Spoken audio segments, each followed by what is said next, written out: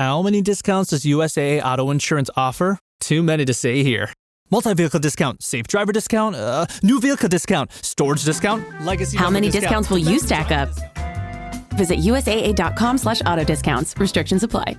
With a major selection of the looks your kiddos love, starting at just $4 in the Walmart app, a new school year means a stylish new them. Who knew?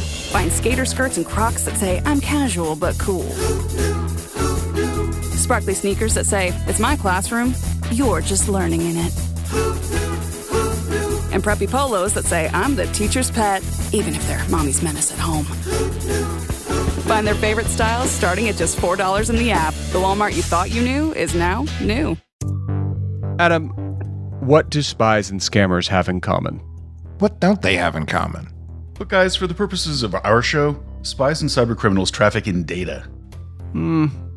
True, but they also traffic in being sneaky. Yeah, in that. And with that, welcome to What the Hack, a show about hackers, scammers, and the people they go after. I'm Adam Levin. I'm Beau Friedlander. And I'm Travis Taylor.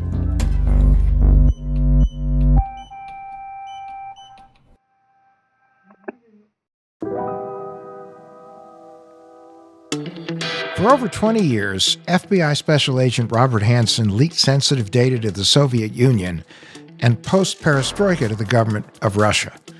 He's the worst intelligence disaster in U.S. history.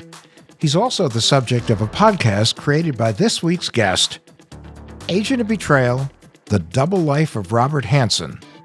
Please welcome Chief Washington Correspondent for CBS News, Major Garrett. Hello. Major Garrett, we're really excited to have you on our show, and we appreciate you taking the time to talk about a pretty fascinating subject. I gotta know, how did you go from a Washington correspondent to creating a podcast about a spy story from the Cold War? So I'm the chief Washington correspondent for CBS News, and I've been in Washington since 1990. Anyone familiar with my career knows I've worked for lots of different news outlets: the Washington Times, U.S. News and World Report, CNN, Fox, National Journal, CBS News. And my specialty, to the degree I have one in Washington, has been Congress, the presidency, and campaigns, which leads to the question underlying our conversation: what am I doing in the world of espionage? Robert Hanssen was a suburban dad. He had a dog, 6 kids, went to church on Sundays, and during the week, too. He was a solid citizen, extremely reliable. Hanssen worked a government job. Out the door by 6, back by 6 at night. Predictable. He was as regular as pie. Robert Hanssen was also something else. Finish this sentence. Robert Philip Hanssen was the most damaging spy in FBI history. What was it that drew you to Robert Hanssen's story? Lockdown. Perfect. Of course. I took up sculpture. You took up spies. You took up sculpture. Other people picked up a musical instrument that they hadn't played since high school. People learned to make sourdough bread. Some people knitted things. I really plunged into the space of podcasting. So Robert Hanssen is an American anti-hero. He is an American villain. Who was Robert Hanssen? He was a special agent with the FBI. Started his career in the late 70s, and he became, over time, the most infamous, damaging spy for the Soviets, then the Russians, in FBI history. Information he handed over led directly to the execution of at least 3 Soviets that the United States had recruited to assist us. And during the Cold War, both the United States and the Soviet Union worked aggressively to recruit others in each other's government, to learn as much as they could about the intentions, the plans, and the capabilities as these 2 great superpowers stared at one another every hour of every day with snarling nuclear arsenals pointed at one another. And Hanssen, unlike many of that era, was not recruited by the Soviets. He was a volunteer. And for 22 years, off and on, he handed over not just the identities of people that had been recruited by the United States, but technological capabilities, super secret, sensitive, costly technological capabilities that the United States had developed, and other information that the Soviets used and the intelligence community saw, to its great horror, off and on, programs being worked on, information being developed, evaporate, its usefulness and methodologies disappearing before their very eyes. So a giant sap of resources. Mm-hmm. Yes, hundreds of millions of dollars, maybe more than $1 billion in actual programs, personnel, and technologies compromised because of Hanssen, in addition to the people we know for sure his information led to the execution of.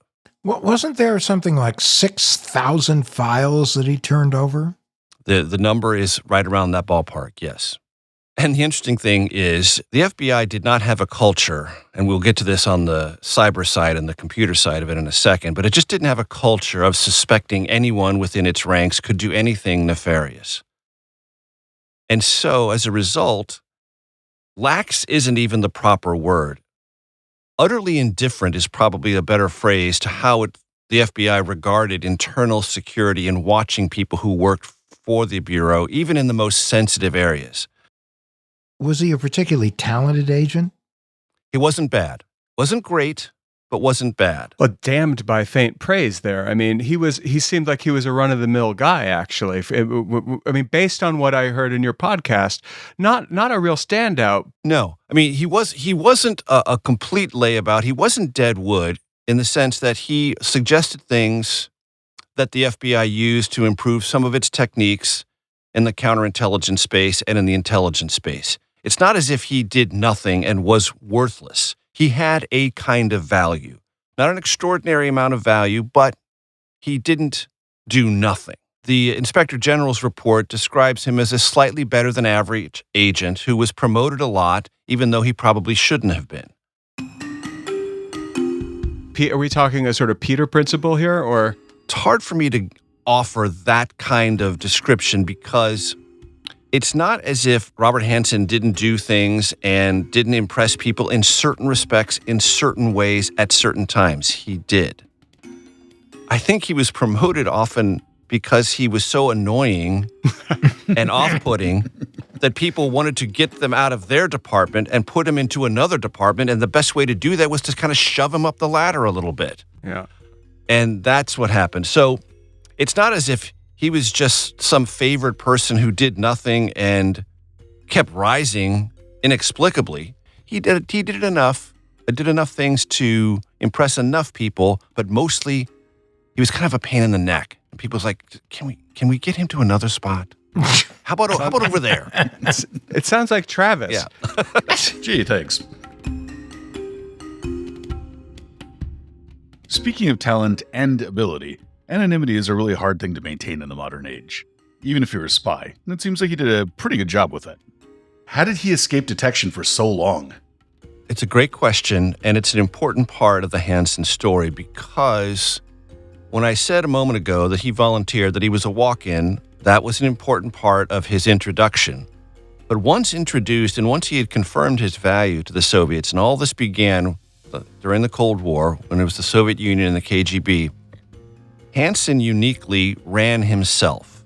Most people who are recruited or who deal with a foreign adversary, over time get a handler, a supervisor, someone who runs them, who gives them instructions and is their means by which things are done and in sequence and in place. Not Hanssen. Hanssen ran himself, explained to the Soviets what he was going to do, how he was going to do it, and because he was of a higher value than almost anyone else that they had in their midst, they let him run himself. Okay, so what made Robert Hanssen so high value that he was able to call his own plays? I mean, who was this guy? Hanssen, early in his career, because he had had some experience in accounting training, got into the budget division. Now, you think to yourself, wait a minute, you're an FBI, don't you want to catch bank robbers and homicidal maniacs and street criminals and drug dealers and stuff like that? No, Robert Hanssen decided he wanted to be in the budget unit. Now, why might that matter? Well, in the budget unit, particularly within the FBI, having access to every piece of data about money that the Bureau was using or asking for gave you insight into every FBI operation. Every FBI operation.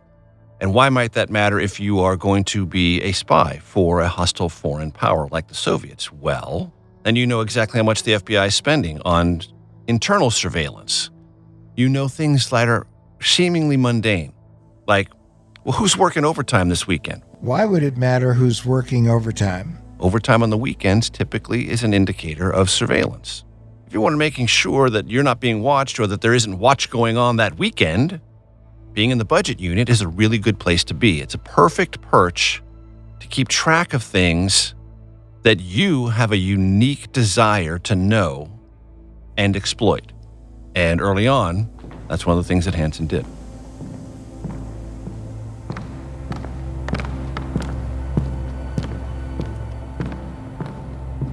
You noted the fact that he walked in. Mm-hmm. With a foreign intelligence agency, when you walk in, does that set off all kinds of red flags? Or was it common for a lot of people to walk in? It was in between, unique and common. It wasn't without precedent, but it was more uncommon than not. And walk-ins did come with a degree of hesitation because hostile foreign powers, foreign intelligence services, understand that people who walk in may not be genuine, as Hanssen was. Hey, I want to give you stuff that harms my government, and I want you to give me money for it. They can be provocations, probing, going in and seeing what you want and seeing how you interact and how you deal with them. So oftentimes, foreign intelligence services will say, what are you doing in here? Why are you even here? You shouldn't be here. What was interesting about Hanssen is he dropped off a letter, and that was it. And through that letter, other communications which he was running conveyed two things: an elevated level of spycraft and very, very good information. And once the Soviets figured out both of those things, this is a serious person with serious intent and valuable information, the relationship began.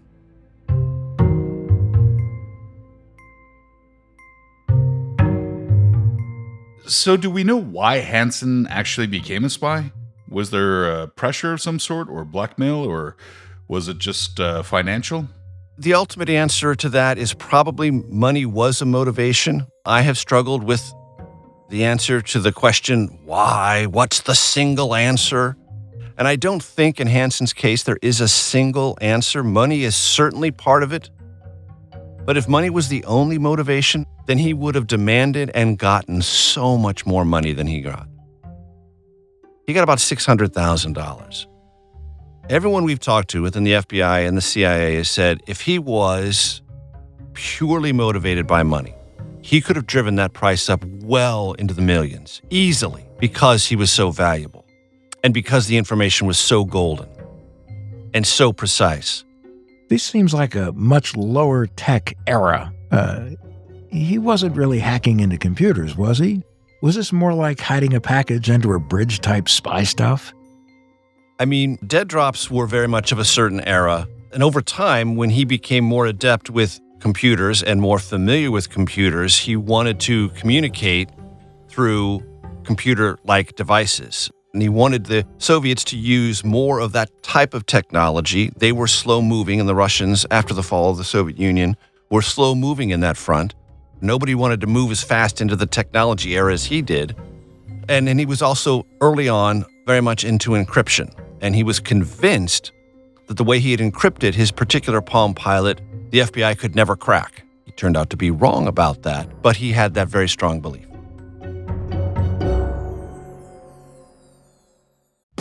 This episode is brought to you by Nespresso Virtual Coffee Machines. Ready to enjoy the bold flavors of barista-quality Nespresso iced coffee at home? Simply fill a glass with ice and press the brew button on your virtual pop machine to enjoy rich double espressos roasted to stand up even when chilled. Refreshingly bold iced coffee. Refreshingly easy to make at home. Visit Nespresso.com to shop now. This episode is brought to you by Cadillac. Cadillac certified service technicians are factory trained to fit your vehicle with the tires specifically developed for it. And with our tire price match guarantee, you get the best fit for the best deal. Let us do the work. Available on select eligible tire brands at participating dealers only. Offer ends 12/31/2025. Terms apply. See dealer for complete details. Visit Cadillac.com/service to learn more.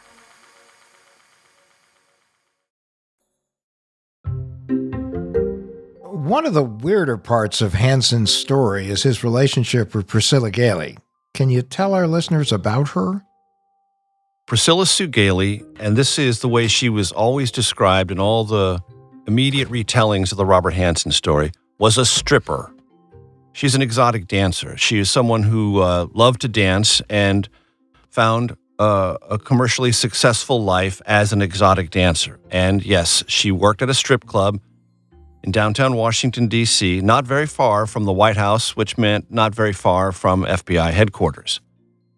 And she was befriended, and I emphasize the word befriended, by Robert Hanssen. The immediate assumption people always go to is, well, it must have been for sex. Robert Hanssen fell for a stripper and wanted to have sex with her. Never happened. It was an entirely platonic relationship. Priscilla Sue Gailey was wondering throughout this relationship, would it ever become sexual? She constantly was expecting Robert Hanssen to, in her words, make a move or make a play. Never did. So what was it? What was the nature of the relationship? There are those who believe that Robert Hanssen, this publicly and visibly regular Catholic Mass attendee, often who talked about the importance of philosophy and religion and morality, all the while betraying his country and handing its most guarded secrets to its nemesis in the Cold War, the Soviet Union, was trying to save her soul in some way, was trying to do a kind of low-level Pygmalion reclamation project. Is that a thing in Opus Dei? He was a member of Opus Dei, right? Do they Yes. have the? Yes, he do they was. have the Eliza Doolittle part of the Catechism? Yes, and you must watch the Rex Harrison version of My Fair Lady. You know, so I don't know, but there are those who have tried to unspool this and say, what was he really about? Another, I think, much closer to the bone explanation is Hanssen needed a place to wash away some of the money he was getting for his spying. And so he treated Priscilla Sue Gailey to lots of things she had never been treated to before. The second time they saw one another at the strip club, Hanssen brought her a sapphire necklace, an unbelievably expensive sapphire necklace. As one does. Yes, right. And Priscilla was like overwhelmed with it, and all of her friends were like, "You're not going to keep that, are you?" She goes, "Of course I'm going to keep it. Why wouldn't I keep it? This nice man," and she knew he was an FBI agent at the time, "got me this sapphire necklace. He bought her a Mercedes. He gave her a credit card. He took her on this amazing 2-week trip to Hong Kong as part of his business. He had an assignment with the FBI to inspect FBI bureau operations in certain places around the world. One of those places happened to be Hong Kong. So on a separate flight with a separate ticket, he brought Priscilla Sue Gailey with him. And for Priscilla Sue Gailey, this was the most amazing year and a half of her life. She'd never been happier. She'd never been treated so well. She never thought it was ever possible in her life as an exotic dancer to have someone interested in her, as she said, for who she was. And he never asked for anything, never wanted anything, sexual or otherwise. He was this wonderful, gentle, kind, humorous, enjoyable conversationalist. She was completely enamored. And as she said to me, I would have done anything for him. I would have gone anywhere, done anything, never questioned a single thing about his motives or his request.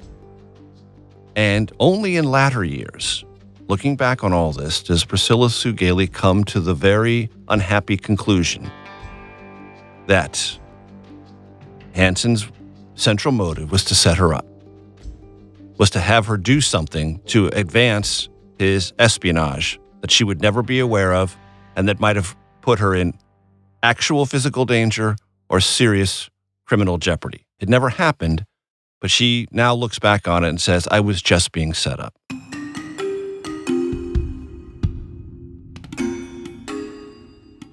We've spoken with a lot of people on the show who have either been targets of or known targets of romance scams. And this seems to hit a lot of the same beats, where you have someone find a target and do what's called love bombing, where they just completely overwhelm them with adulation or gifts or what have you, and then they set them up for something later on that ends up being a pretty big scam. It seems like there are a lot of parallels here with that kind of scam. In the sense that Priscilla was kind of love bombed by Robert Hanssen and given gifts and sort of swept off her feet, yes. But Hanssen never took anything from her. There was never any payoff for him. If anything, it was a way to distribute cash in a way that made her happy and gave him a sense, and we explore this later on in the podcast, of a way to live out a kind of low-level but persistent James Bond fantasy. Priscilla Sue Gailey was a gorgeous woman, and Robert Hanssen liked to squire her around town, which is kind of unusual because he's a special agent with the FBI, yet he still did it. He even took her to Quantico one time, to FBI training facility, and gave her a challenge. If you can walk around this place and meld in with the crowd, you'll win a bet for dinner or something like that, some monetary amount of money. And sure enough, he left her alone. Everyone thought that she was like on some special project or with the Bureau or with the CIA or something, and she completely ingratiated herself. When you talk about the James Bond side of this story, it's really compelling, and it actually doesn't eclipse the idea Travis was floating that there's an element of romance scams here. And I'll tell you why. A lot of Bond movies, they do turn on, there's a noir aspect where there's a female counter spy or a double agent. And so there was a little bit of that happening where I thought Priscilla was right. I thought she was being set up too. Look, this is not at all unusual in espionage. The whole idea of a honeypot, the idea that you are being recruited, you are being put in a sexually compromised position because either the person who's luring you into that seductive space is a double agent herself or an agent in place herself, meaning she works for the hostile foreign power and getting you in a compromised position, so now you're the one who's on the string. Or there's this sort of phony romance thing that is about manipulating you into a place where you can be part of the chum, just part of the things that get chewed up in espionage and dead drops and other things. You become expendable. And Priscilla definitely decided, after looking at this for many, many years, she was going to be thrown into that pile of expendables. Tell us a little bit about the psychology at play here. Is there something that makes us fall for a spy's charm? Or is there something that makes someone want to be a spy? Everyone in this particular conversation, everyone listening to this, wears a mask from time to time. You wear a mask at work, you wear a mask when you go out to the shopping mall, you wear a mask when you go to if you have children, their little league games. We all have different sort of orientations and ways we present ourselves. That's completely natural, completely normal.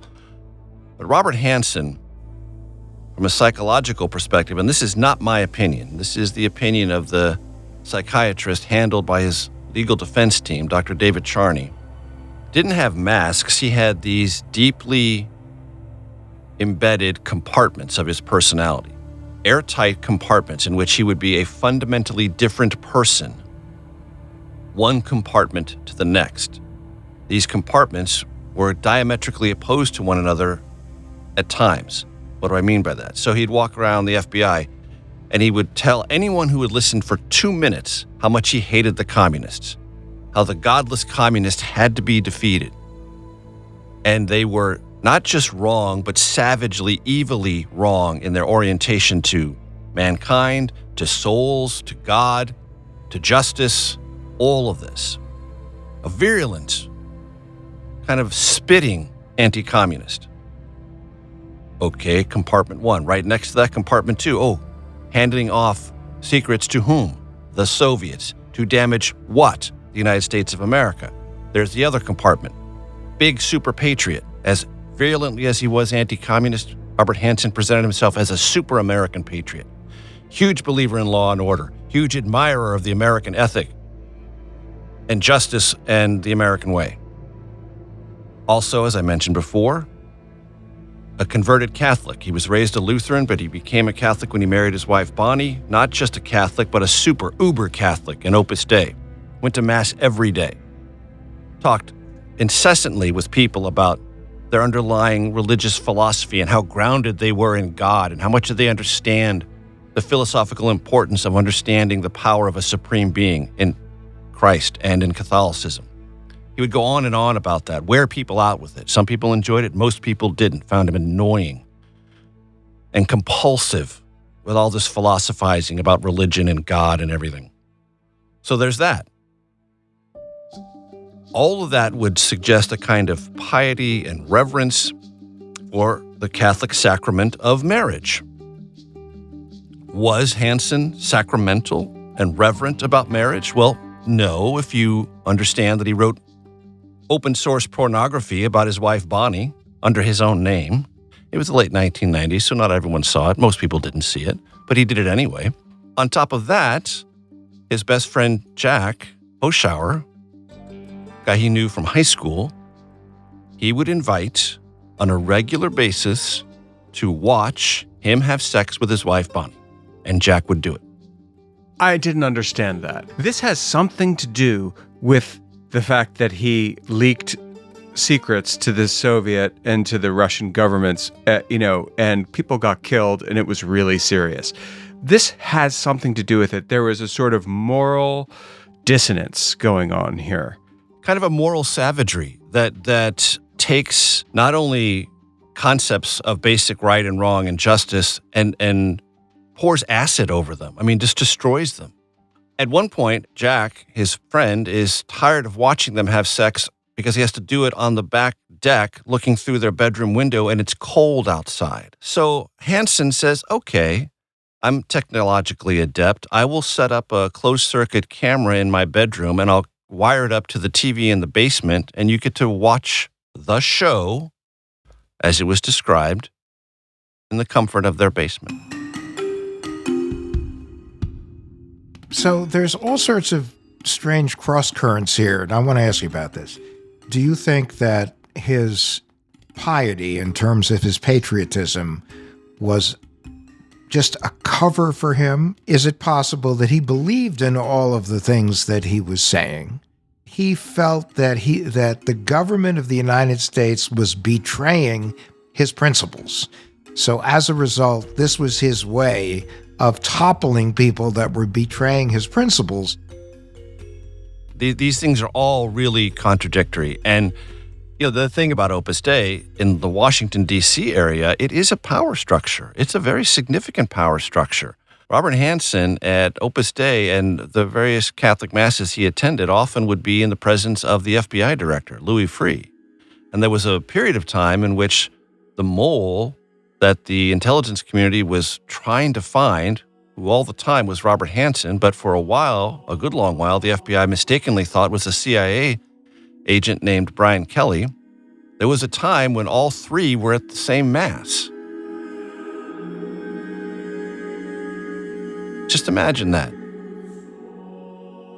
There's FBI Director Louis Freeh praying, gee, I hope we catch the mole.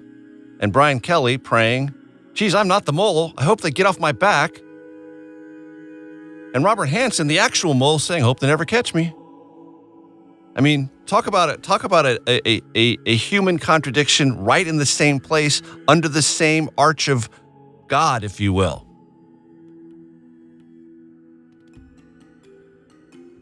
So there are lots of crazy contradictions, but this idea that he needed to be seen is not unimportant. It's super important. Now, look, everyone wants to be seen, and the idea that you're invisible or not noticed or not given enough credit runs through a lot of manias and runs through a lot of bad behavior. It can also be an inspiration to very good behavior. I think there is an element for Hanssen that is important there, that he wanted to be better recognized and more seen for the things he did contribute to the FBI. And he often thought that his colleagues were much less intelligent than he was. He certainly felt that way in the technology space, and he was light years ahead of the FBI and well ahead of many of his contemporaries, either in the FBI or anywhere else in the world in the early 80s. He was way into Apple computers and the methodology of coding and writing programs and figuring out ways to navigate in the crude computer world of the early 1980s. And that was a skill set, and it was undervalued, if not ignored, by the FBI. That did create a degree of resentment. But look, bureaucratic resentment is one thing. Doing what he did is a completely different class of criminality.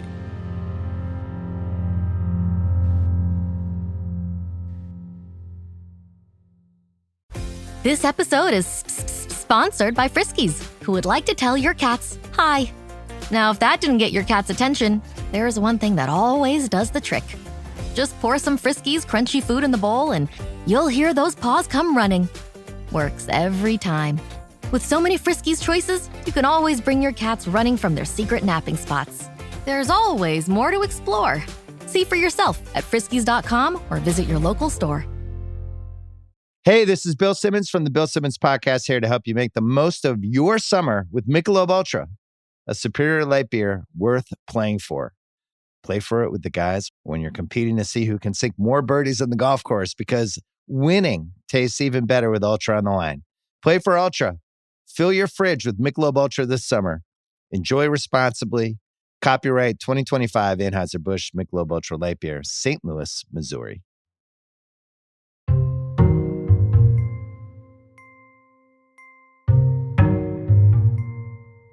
It's been over 20 years since Hanssen's treachery was discovered, and he was arrested.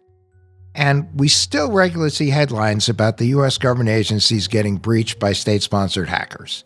Have we learned anything about how to better guard our secrets in all these years? Sure, we've learned some things, but the threat environment is constantly changing. The methodologies, the probing is relentless. For Hanssen, it was uncommonly and almost easy at a banal level. I mean, as one person told us, it was easier to walk out of FBI headquarters with top secret documents than it was to walk out of a public library with a unchecked out book. That's reassuring. Now, things have improved since Hanssen. There was a tremendous effort to understand what he did and how he did it and how basic some of the things were.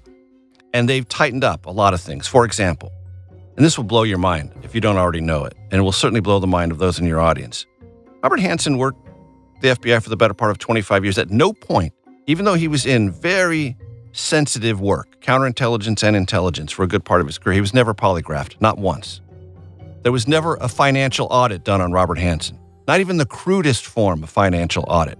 As a matter of fact, his brother-in-law, let me repeat this, Robert Hanssen's brother-in-law, who was also an FBI agent, went to his supervisor and said, you know, we in the family are a little nervous. We think you might want to investigate Robert Hanssen for espionage. Nothing ever happened with that. A gentleman named Earl Pitts, an FBI agent, also convicted of spying for the Soviets, in his debriefings with the FBI, was asked, is there anyone you think we should look into? You know who he suggested? Robert Hanssen. The FBI never did anything with any of those pieces of information. So not only was there a cultural disbelief, just an absolute rigid culture of denialism. Oh, it can't be us, can't be us, can't be us, got to be someplace else.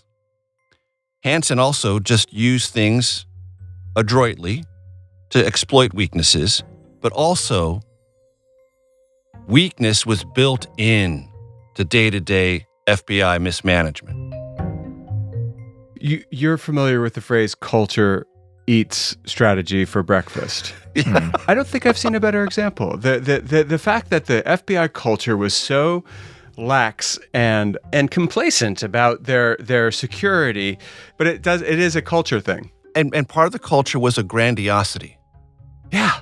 About themselves. Well, you're the FBI. We don't do things like that. We don't do no. But we also don't even misrecruit. Like we never blow it in recruitment. We never blow it in promotion. We never blow it in our way of moving people around or understanding the criminal mind or understanding why people go bad. And we don't misunderstand anything. And that grandiosity created, I think, a very significant blind spot.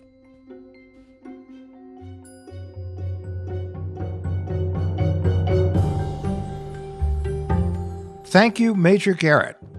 Now, the podcast is Agent of Betrayal, The Double Life of Robert Hanssen, and it's available wherever you get your podcasts. Thank you, guys. Thank you so much. Thanks, It's been a pleasure. Thanks.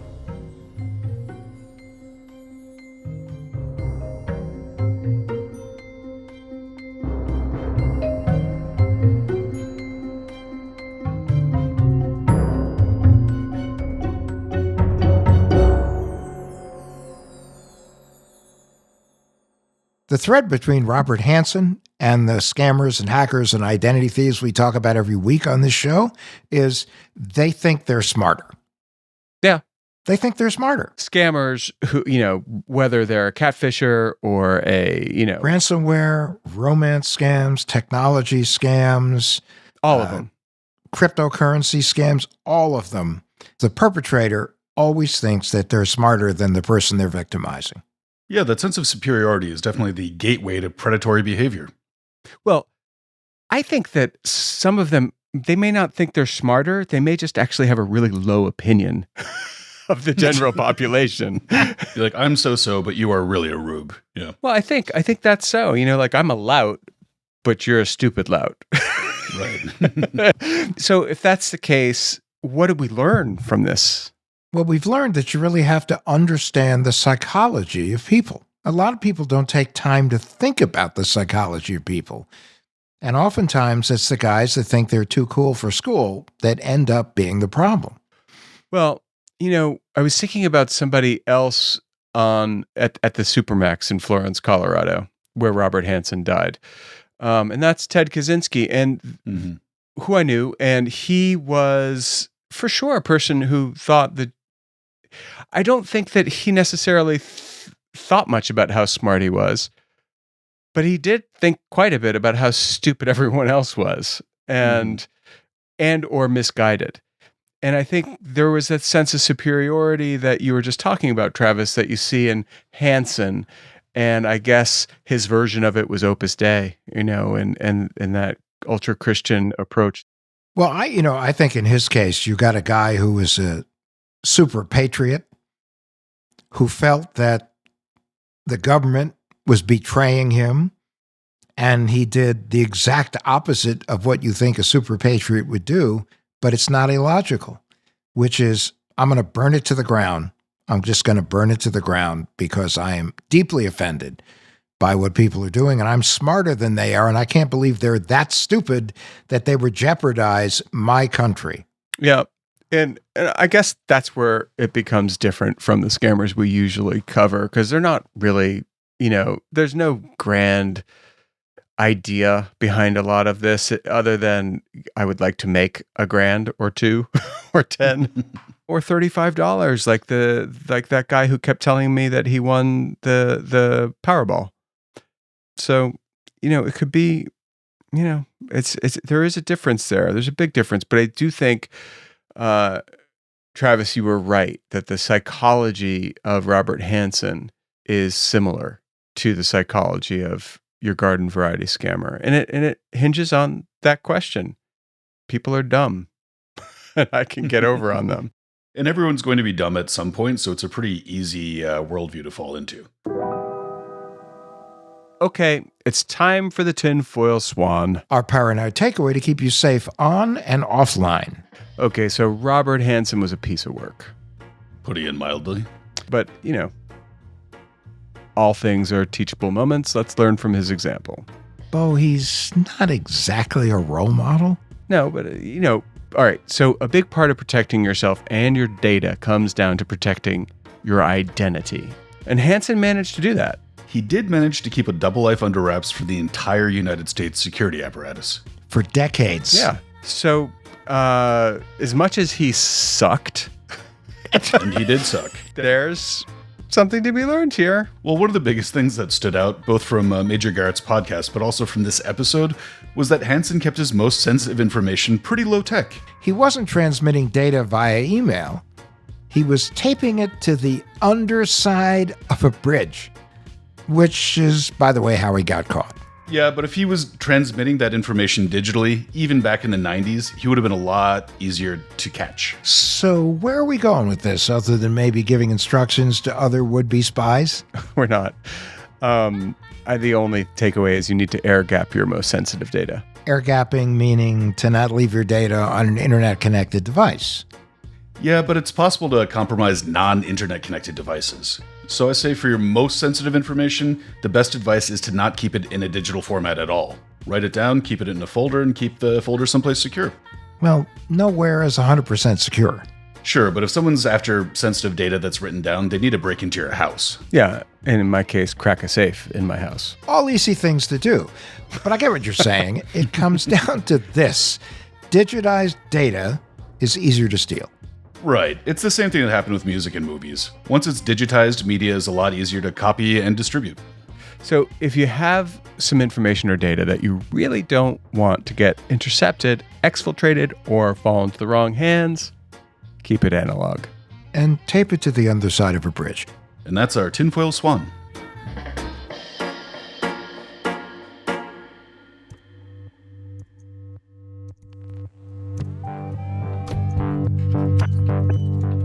What the Hack with Adam Levin is a production of Loud Tree Media. You can find us online at adamlevin.com and on Instagram, Twitter, and Facebook at Adam K. Levin.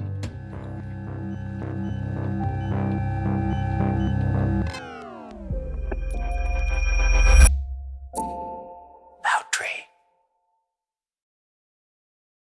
Behind every great meal is a person with a story to tell. Hear them on Culinary Characters Unlocked, the podcast that reveals the lives behind the food. Hosted by me, David Page, Emmy Award-winning journalist and creator of Diners, Drive-Ins, and Dives, as I talk with everyone from culinary legends to mom-and-pop standouts about the creativity, grit, and passion that shape the food we love. Follow Culinary Characters Unlocked on Apple Podcasts, Spotify, or wherever you get your podcasts. Behind every empire are the people history tried to forget.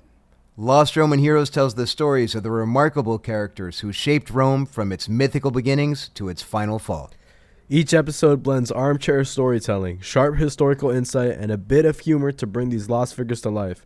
From generals to scientists, from rebels to empresses, from priests to politicians, these lost Roman heroes have one thing in common. They stood up for civilization when the bad guys threatened, and in doing so, they changed the course of human history. If you're into history that's vivid, surprising, and deeply human, this show's for you.